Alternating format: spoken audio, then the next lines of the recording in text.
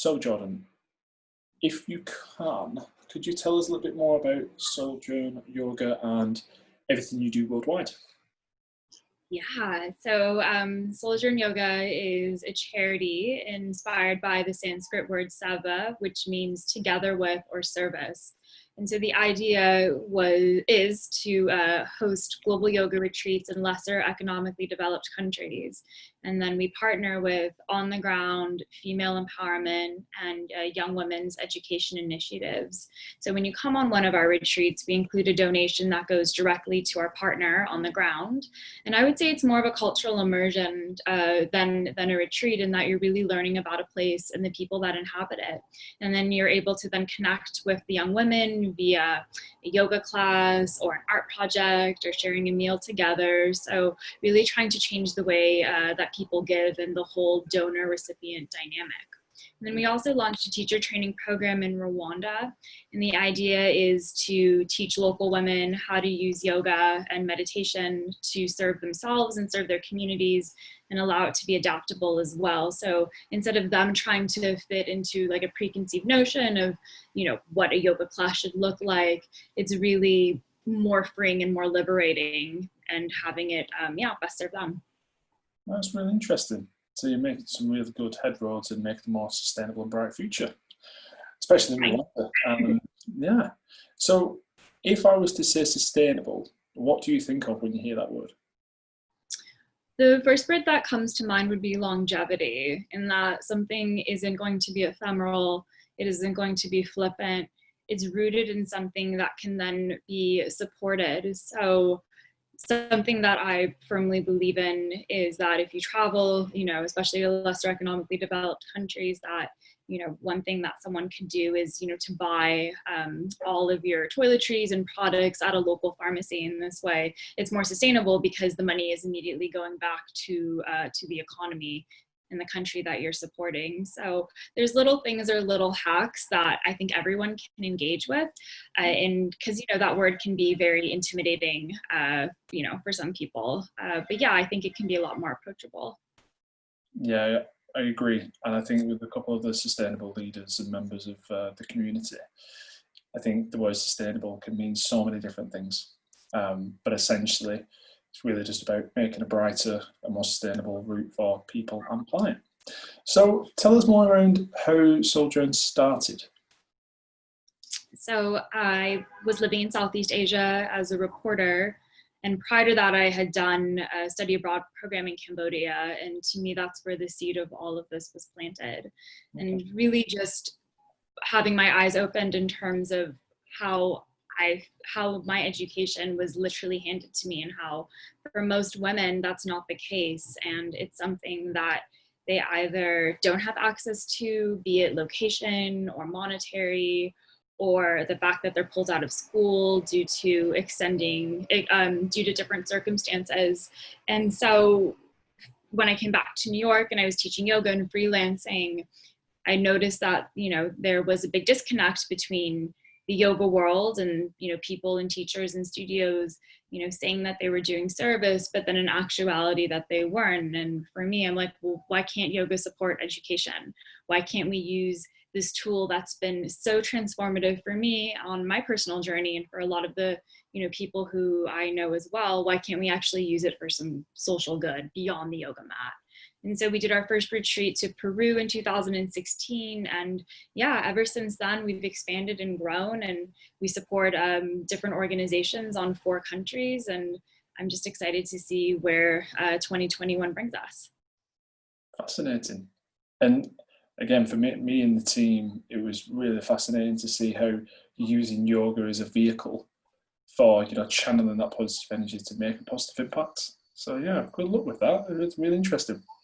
So if I was to say to you, another business was trying to incorporate ethics and sustainability in their brand and brand purpose, what would be your golden snippet or tips and tricks for a business that was looking to do that? Where do you think they would start? Make sure that, world is outside. I would say to make sure that it's coming from an authentic place. I think oftentimes companies or businesses will take initiatives that will only look good from an optics perspective instead of actually having, you know, a pure intention behind it. And so there's a level of selflessness that goes into that.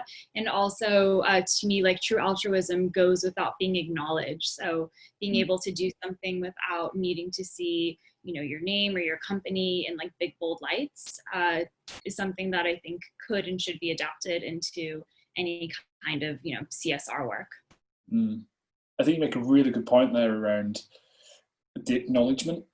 I think there's probably a fine line between sustainability and charity, because sustainability is, again, working tirelessly day and night to make a more sustainable future. And then what you refer to there is obviously the charitable side, where it's probably more of a PR stunt, a sense of acknowledgement. But really, I think sustainability for us and some of the other members is really been about not having that acknowledgement, doing something without having that, you know, physical or brand recognition as such.